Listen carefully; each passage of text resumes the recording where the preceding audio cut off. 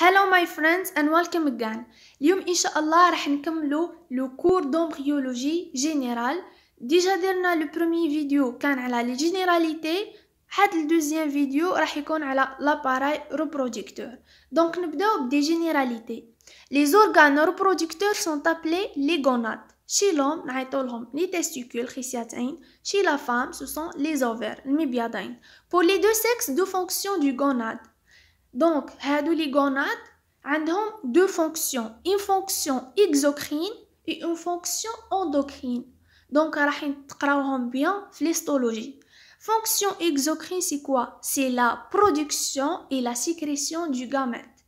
Les spermatozoïdes chez l'homme, l'ovule chez la femme. C'est quoi la fonction endocrine? C'est la sécrétion des hormones sexuelles. Les hormones chez l'homme. Testostérone, chez la femme, l'oestrogène et la progestérone. Donc les gamètes, les gonades. Les gonades ce sont des glandes amphicrines. Et يعيطولهم des glandes amphicrines ou bien des glandes mixtes. Ou la glande mixte parce qu'elle exerce deux fonctions en même temps. Une fonction exocrine et une fonction endocrine. La fonction exocrine, c'est la production du gamète.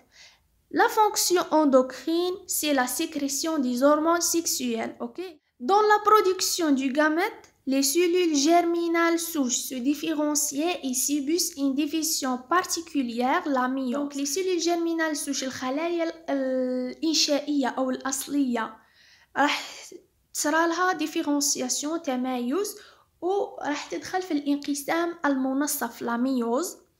علاه باه تمدلنا لا مواتيي دو كونتوني كروموزوميك باش ننتقلوا من الصيغه الصبغيه 2 ديبلويد الى ان ابلويد احاديه، يعني من 64 كروموزوم الى 23 كروموزوم. اوكي. Lors de la fusion des deux gamètes, fusion des 23 chromosomes féminins et 23 chromosomes masculins, lors de la fécondation, l'œuf qui en résulte, c'est le zygote.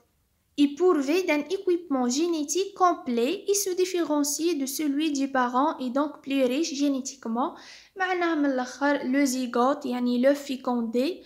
Donc qui sera fusion entre une gamète femelle عندها 23 chromosomes ou gamète masculin gamète mâle فيها تاني 23 chromosomes. Donc 23 avec 23 راح تولي لك 46 كروموزوم. دونك راح يتعاود يرجع لو كونتوني كروموزوميك كيما كان من الاول، يعني ديبلويدي 2 l'appareil génital masculin appelé appareil reproductif masculin.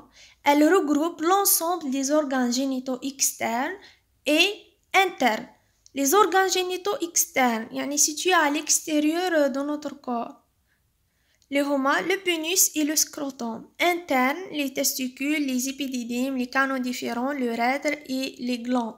Les glandes, on a 3. Vésicule séminale, prostate, glande de Cooper. Hadou homa les constituants de l'appareil génital masculin qui participent à la fonction de reproduction.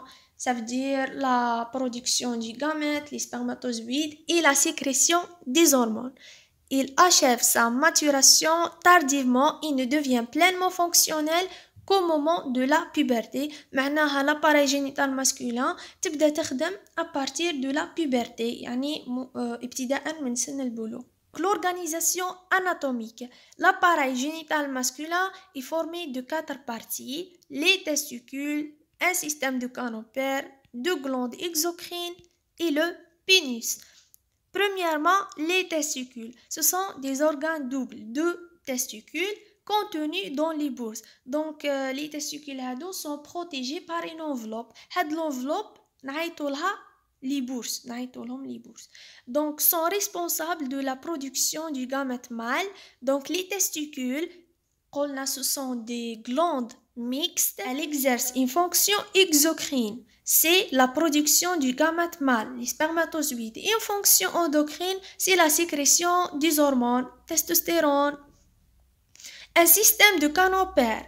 Les canaux efférents, l'épididyme, le canal différent et le canal éjaculateur. Donc, les canaux, le rôle تاعهم, elle reçoit stock et convoie les spermatozoïdes de chaque testicule.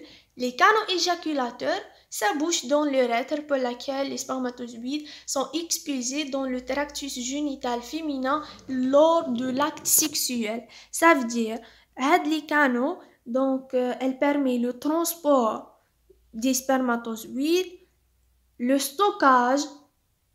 Le stockage il est assuré par l'épididyme. L'épididyme est le lieu où sera fait le stockage des spermatozoïdes. Les canaux éjaculateurs s'abouchent dans l'urètre par lequel les spermatozoïdes sont expulsés dans le tractus génital. معناه انه la suite تاع le canal éjaculateur c'est l'urètre. وفي هاد les deux les spermatozoïdes vont être expulsés. معناه انه les spermatozoïdes راح يتم افرازهم في le canal éjaculateur ومن بعد يعديو l'urètre اللي هو مجرى البول اعزكم الله lorsqu'il y a un acte sexuel.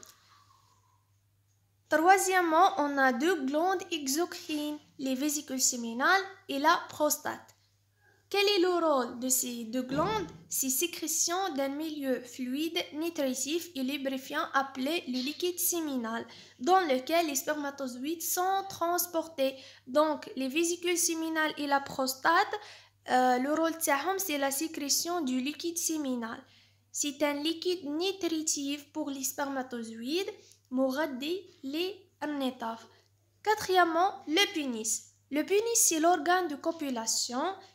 C'est l'organe de copulation entre l'homme et la femme. Donc, une paire de petites glandes accessoires, les glandes de Cowper ou bulbo-érythrale. Donc, on a une glande, la glande de Cowper, ou bien nommée bulbo-érythrale. C'est une glande accessoire qui se trouve au niveau du pénis. Elle sécrète aussi un liquide qui m'a fait les glandes exocrines, les vésicules séminales et la prostate. Ils sécrètent un liquide séminal.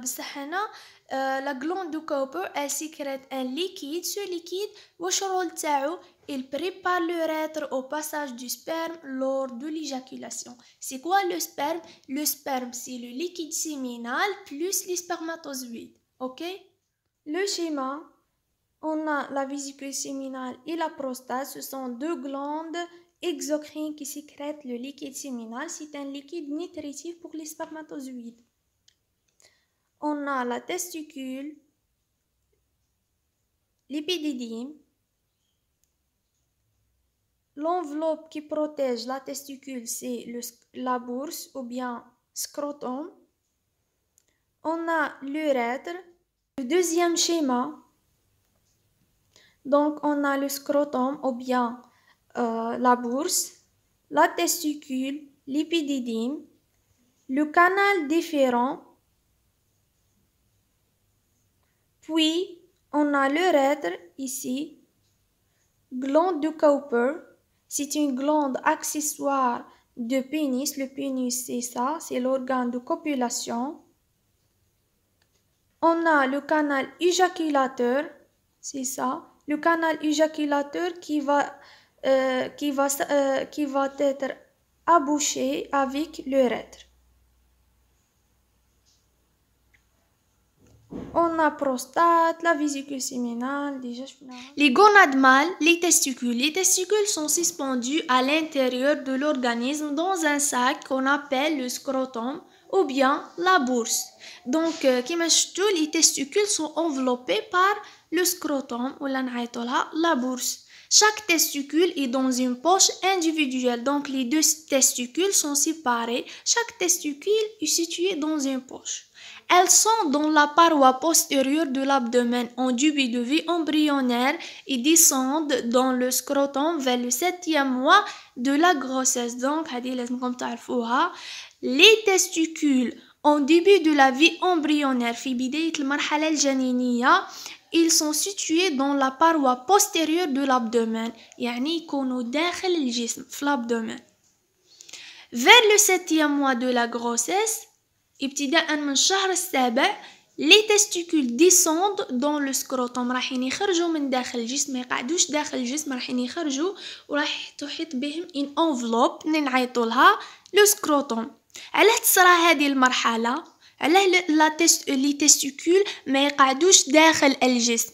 ما يقعدوش في الابدومين ويخرجوا مش كيما لوفير. لي زوفير عند المرأة يقعدوا à l'intérieur بصح chez l'homme راحين يخرجوا vers le 7e mois. Pourquoi? Cette phase est indispensable à la spermatogenèse. Pour qu'il y a spermatogenèse, genèse formation, donc la formation du spermatozoïde. Pour qu'il y a production du spermatozoïde, les testicules يخرجوا من داخل الجسم. Pourquoi?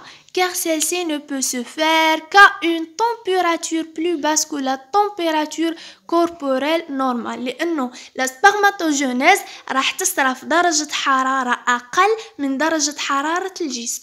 درجة حرارة الجسم 37 دوغري، ودرجة حرارة اللي تصرى فيها la spermatogenèse c'est 35 degrés.